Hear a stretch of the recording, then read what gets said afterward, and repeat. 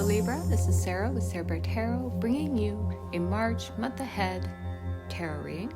And I break this reading down into 3 parts, 1 reading for each decan. Decans are 10-day periods within each sign, and depending on which 10-day period you were born in, you will have a reading here. If you don't know which decan you were born in, that's all right. You can find it in the timestamps, but I also comment before reading each pile. By the way, I am doing things a little out of order. Right now I've been doing the air signs, and then I will do water signs to finish these month ahead readings. This first pile is for first decan Libra. That is for those of you born September 22nd through October 2nd. And to start off with, we do have the Empress and the King of Pentacles. So the Empress does speak very much of your energy. You are the purest expression of the Libra sign, and you love calm, balance. You can be a people pleaser. This King of Pentacles may be significant of a male energy in your life. 10 of Pentacles. If you are in a relationship, I think you're a really good match, and I see you building for your future, building for your family, building an estate, and the Hierophant is there's a deep commitment here. You're very focused on foundation building, I would say. If you're in a relationship, I wouldn't be surprised if you, in March, decide to level up this relationship, to move in together or get married, basically to make a deeper commitment. This reading may be falling into the 7th house, which is the house of partnership, and this could be personal or work related, but I do see very much this Empress and the King of Pentacles. This feels like a partnership, and it feels like a more personal partnership, more like a romantic partnership. But either way, I see you both working together to bring abundance into your life in March. There's a positive outlook with the 10 of Pentacles and a certain level of completion, especially in the material realm. Let's see what else we can get here. Here we have home, which fits right in there. I think people, if you aren't married, you may be moving towards a progression. There's a progression towards marriage, or certainly moving in together and beginning to build for a future together. Here we have power. This is the Isis crown, and this is perfect because it is symbolic of combining female and male energies. So divine masculine, divine feminine coming together for complete union.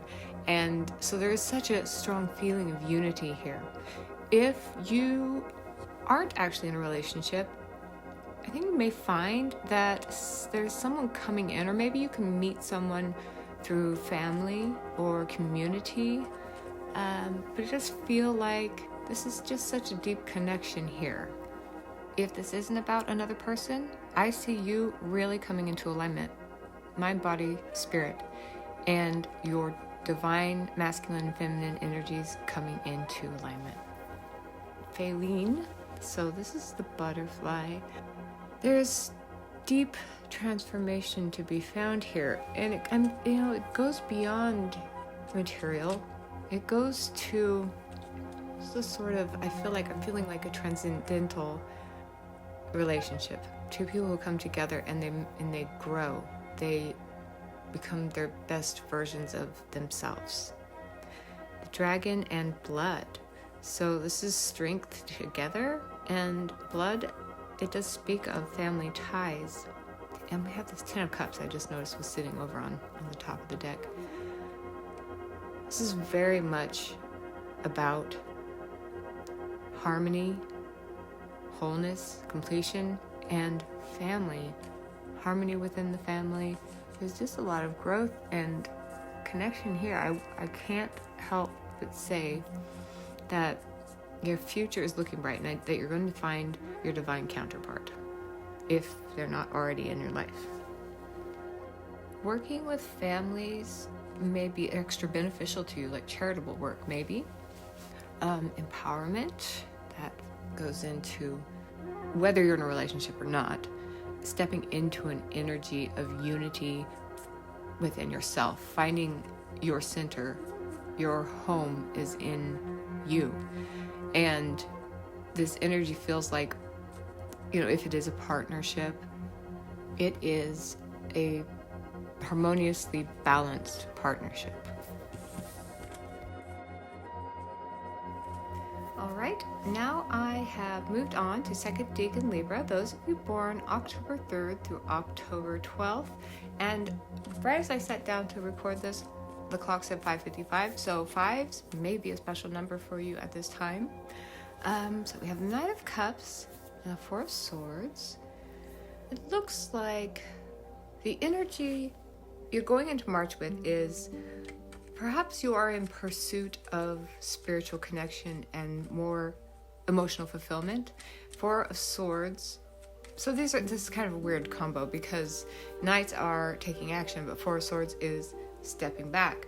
So it feels quite spiritual, actually. Like maybe you are trying to connect more with your spirituality and your soul, and Wheel of Fortune combined. The Knight of Cups can be in search of love.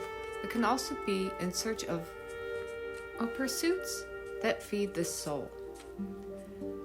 Four of Swords can speak of meditation and quiet and peace, recuperation. But then the Wheel of Fortune, it's like something is in the works. Queen of Cups. You may have been looking for love or a pursuit that will be emotionally fulfilling for you, and you step back. There's a relaxed energy here, and it's like usually with the Wheel of Fortune, I'd encourage taking inspired action, but here it feels more like stepping back is the action to take, to stop controlling or and just allowing things to play out. Two of Wands speaks of an energy of plotting, planning, and preparing for new adventure or new exploration. You see that there's a lot more out there. I'm thinking of travel, so I wonder if there is a love for you out there, but not near where you are, and you're just kind of waiting for things to work out. I'm sorry, I just got interrupted. There was someone at the door, but someone I didn't know, and actually they came with a message. I'm going to give it to you. In the garden of thy heart, plant not but the rose of love. I'm going to throw dice and see what house this is in. I know I got distracted. This reading is falling into the 6th house. It's the house of health and self-improvement. So it just seemed like if you're trying to draw love or manifest your soulmate, that you realize the best way to bring your love to you is through self-improvement and through getting more in alignment with your soul. It's not the love brings in the alignment. You have to align yourself so that the love that comes in is at the level of you. Grounded. So stay grounded, and I'm noticing the 22, maybe 22 significance, a number of partnerships, and Earth, 11. These are 2 angel numbers.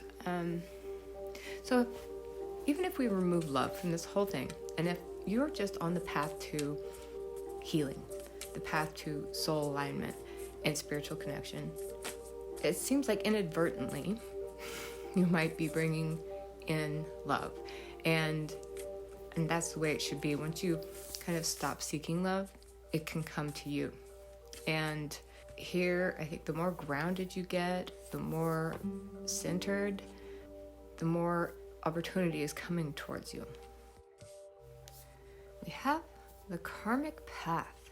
If I connect that with the Wheel of Fortune, it's that feeling like this is a cycle. This is a soul lesson that you've carried into this life from a prior lifetime.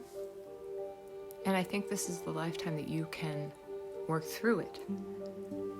And I guess finally balance it out. Balance your karmic debt. I'm going to pull another card, but honestly, this is a very interesting reading. I wish for you to look at all these cards and see what symbols stand out to you. And there's a definite strong earth energy, so being out in nature may be beneficial for you, for your healing and earthing, getting your feet on the earth and absorbing the energy. Also, I'm going to say time spent near water should be especially healing. Think global. Spread your wings beyond the square. Feel the world within your heart. It is your home. Embrace it, engage with it, and surround it with love. Expand your vision, and so it will be. Just have this feeling that there's something in the works, and it is beyond where you are currently located.